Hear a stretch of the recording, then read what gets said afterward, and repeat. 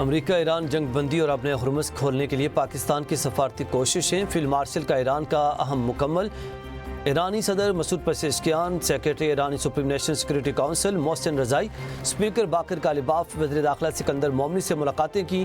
ISPR کے مطابق ملاقاتوں میں کشیدگی فوری روکنے، آب ہرمز کو دوبارہ کھولنے اور تنازعات کے جلد خاتمے کے لیے اقدامات پر بھی گفتگو ہوئی۔ علاقائی امن و تنازعات کے مذاکراتی حل پر بھی بات چیت کی گئی۔ ایرانی قیادت نے پاکستان کی تعمیری کردار کو سراہا۔ فیلڈ مارشل عاصم منیر کا دورہ ایران انتہائی نتیجہ خیز و سود مند رہا۔ قابل قدر سفارتی کامیابیاں ملی۔ دورے کے ثمرات جلد ہی سامنے آنا شروع ہو جائیں گے۔ ایران کے صدارتی دفتر سے جاری بیان۔ امریکی جریدہ بلومبرگ کے مطابق فیلڈ مارشل کے دورہ ایران کا مقصد امریکہ اور ایران کے تعطل کا شکار مذاکرات کو دوبارہ پٹڑی پر لانا ہے۔ برطانوی خبر ایجنسی رائٹرز نے دورے کو سفارتی ڈیڈ لاک توڑنے اور کشیدگی میں کمی کے لیے انتہائی اہم قرار دے دیا۔ ایران سے مذاکرات میں اہم پیش رفت، دیر پا امن کی راہ ہموار ہونے کی امید۔ فیلڈ مارشل عاصم منیر اور میں نے ایرانی صدر سے ملاقات کی۔ بات چیت انتہائی مثبت اور نتیجہ خیز رہی۔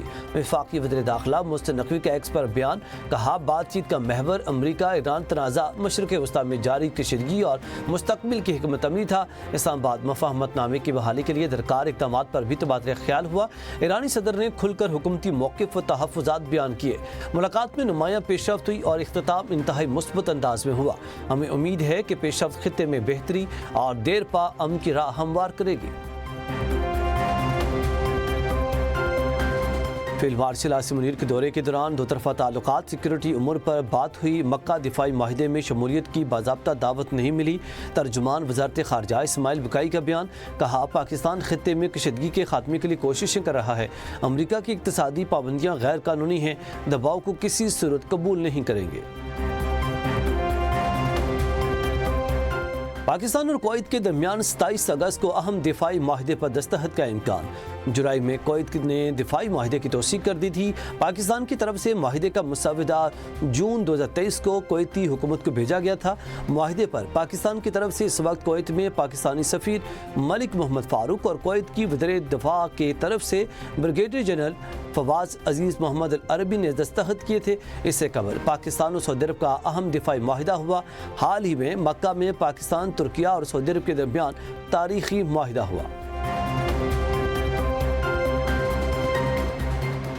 ملکی نظام دن بدن درہم برہم ہوتا جا رہا۔ حکومت کو ٹف ٹائم دینے کے لیے حکمت عملی طے کر لی ہے۔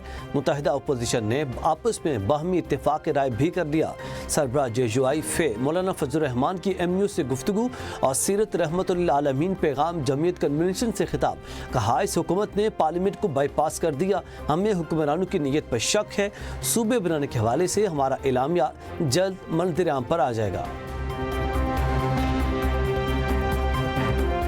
اپوزیشن کا حق ہے کہ وزیر اعظم یا اسپیکر کے خلاف عدم اعتماد کی تحریک لائے۔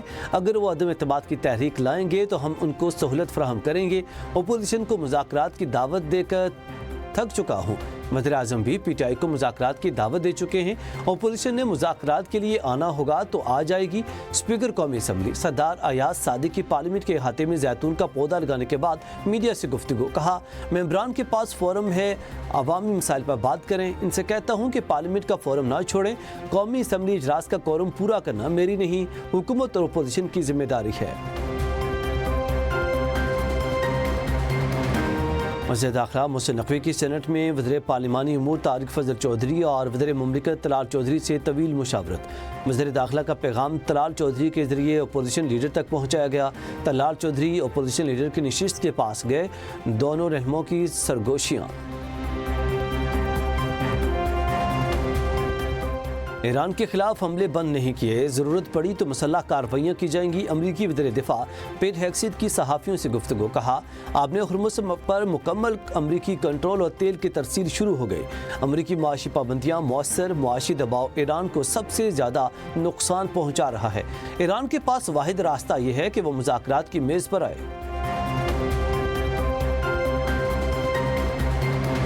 امریکہ کا ایران سے جڑے 60 افراد کمپنیوں پر پابندیاں عائد کرنے کا اعلان۔ ایران کو ترسیلات زر کے ادائیگیوں کے لائسنس منسوخ۔ ڈیجیٹل اثاثوں، ٹیکنالوجی، سونا، ہوا بازی اور جہاز رانی کے شعبوں پر پابندیاں عائد۔ وزیر خزانہ اسکاٹ بیسنٹ کہتے ہیں جو ایران کو معاشی سہارا دے گا اسے بھی نتائج کا سامنا کرنا پڑے گا۔ ان اقتصادی پابندیوں کے بعد ایرانی نظام خود ہی گھٹنے ٹیک دے گا۔ ایران کے پاس دو راستے ہیں، یا تو وہ اقتصادی تنہائی کا سامنا کرے یا پھر عالمی معیشت میں ضم ہونے کا انتخاب کرے۔ امریکی صدر ٹرمپ کا اپنے حرمت سے تمام بارودی سرنگیں ہٹانے یا تباہ کرنے کا دعویٰ۔ سوشل ٹروتھ پر بیان میں کہا، اپنے حرمت میں نئی بارودی سرنگیں بچھانے پر زیرو ٹالرنس پالیسی نافذ ہے۔ ایسی سرگرمی میں ملوث کسی بھی جہاز کو فوری طور پر تباہ کر دیا جائے گا۔ ٹرمپ کے مطابق امریکی اسپیس فورس اپنے حرمت کے ایک حصے کی نگرانی کر رہی ہے۔ امریکہ کے ایرانی پاسداران انقلاب کے اہم رہنماؤں کی معلومات دینے پر انعام کا اعلان۔ اہم ایرانی رہنماؤں کی معلومات دینے پر $1 کروڑ تک انعام ملے گا۔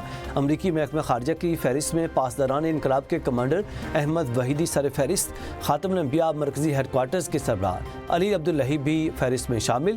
ایرانی ایروسپیس فورس ڈرون یونٹ کے کمانڈر سعید آقا جانی، سائبر الیکٹرانک کمانڈ کے سربراہ حمید رضا لشکریان اور پاسداران انٹیلیجنس دفتر کے کمانڈر مجید خادمی پر بھی انعام رکھا گیا۔ صدر ٹرمپ کی معاشی جنگ جاری رہی تو ایران خلیج سے تیل کی برآمدات روک دے گا۔ ایران کی سلامتی کے سربراہ محسن رضائی نے خبردار کر دیا، کہا جو ملک امریکی پابندیوں کی حمایت کرے گا ایران اسے جنگی اقدام تصور کرے گا۔ پاسداران انقلاب کے ترجمان بریگیڈیئر جنرل حسین محبی کہتے ہیں، امریکہ کا ایران پر نیا معاشی دباؤ فوجی محاذ پر ناکامی کا بالواسطہ اعتراف ہے۔ اگر امریکہ فوجی محاذ پر کامیابی حاصل کر چکا ہوتا تو اسے معاشی جنگ کا سہارا لینے کی ضرورت نہ پیش آتی۔ دشمن کی معاشی جنگ کے منفی اثرات کا مقابلہ کرنے کے لیے منصوبے موجود ہیں۔ اسپیکر ایرانی پارلیمنٹ باقر کالیباف کہتے ہیں، منجمد خارجہ پالیسی منجمد معیشت کو جنم دیتی ہے۔ واحد چیز جو حرکت میں ہے وہ ایران کا پلٹ کر آنے والا وار ہے۔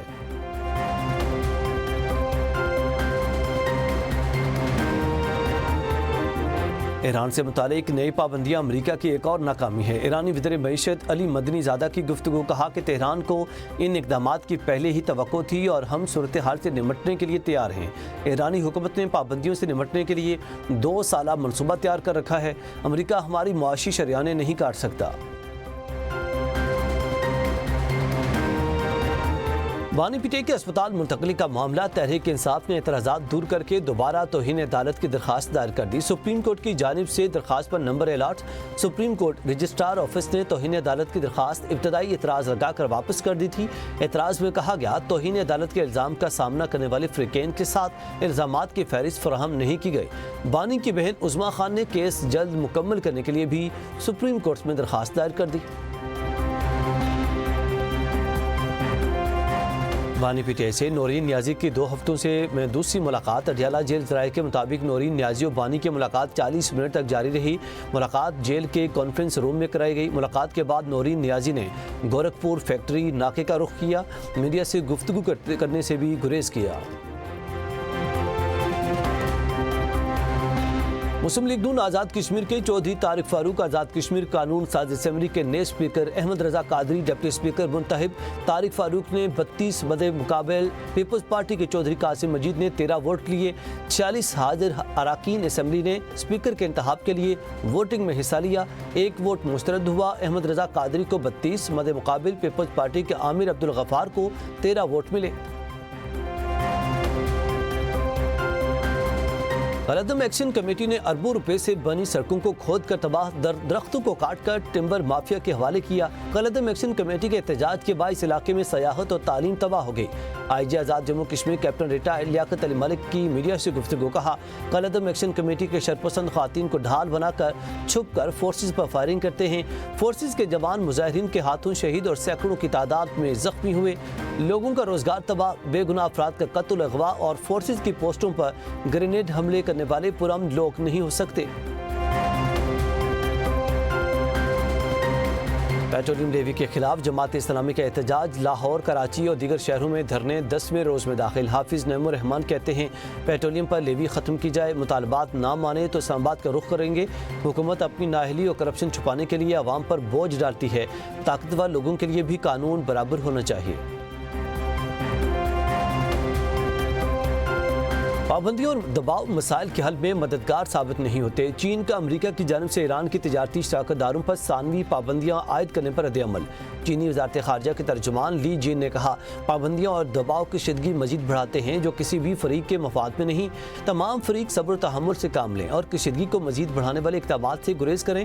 جلد از جلد مذاکرات اور سیاسی تصفیے کی درست راہ پر واپس آئیں۔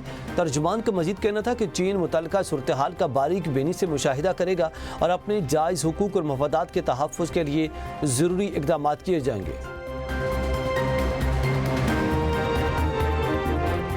ایران اور عمان کے درمیان دو طرفہ اور علاقائی امور پر سفارتی رابطہ۔ عمانی وزیر خارجہ بدل بوسیدی تہران پہنچ کے ایرانی ہم منصب عباس عراقچی سے ملاقات۔ اپنے حرمت سے متعلق معاملات زیر غور آئے۔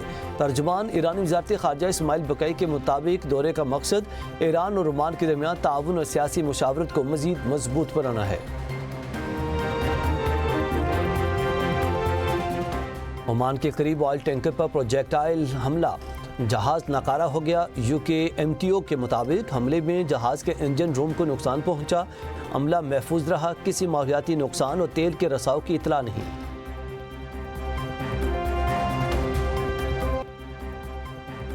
انگلینڈ کے خلاف دوسرے ٹیسٹ میں کم بیک کا عزم۔ قومی کرکٹ ٹیم کے لارڈز کے نرسری گراؤنڈ میں بھرپور تیاریاں جاری۔ کھلاڑیوں نے 3 گھنٹے تک بیٹنگ، باؤلنگ اور فیلڈنگ کی مشقیں کی۔ کپتان بابر اعظم نے نیٹ میں بیٹنگ کی خصوصی ڈریلز میں حصہ لیا۔ دیگر کھلاڑیوں کے اپنی خامیوں پر قابو پانے کے لیے بھرپور پریکٹس۔ پاکستان اور انگلینڈ کے درمیان دوسرا ٹیسٹ 27 اگست سے لارڈز میں شروع ہوگا۔ زخم نہ گن ابھی، میری آنکھ میں ابھی نور ہے، میرے بازوؤں پہ نگاہ کر، جو غرور تھا وہ غرور ہے، ابھی رزم گاہ کے درمیان ہے میرا نشان کھلا ہوا، ابھی تازہ دم ہے میرا فرس نئے مارکوں پہ تلا ہوا۔ اور معروف اردو شاعر احمد فراز کو مداحوں سے بچھڑے 18 برس بیت گئے۔ رومانوی اور مزاحمتی شاعری کے ذریعے دلوں میں جگہ بنانے والے شاعر کو ادبی حلقوں کا خراج عقیدت۔ احمد فراز کی شاعری آج بھی قارئین کے دلوں پر نقش، ان کا کلام نسل در نسل مقبول ہے۔ مشہور تصانیف میں جانا جانا، تنہا تنہا، غزل بہانہ کروں اور شب خون شامل۔ شاندار ادبی خدمات پر ستارہ امتیاز اور ہلال امتیاز سمیت متعدد قومی اور بین الاقوامی اعزازات ملے۔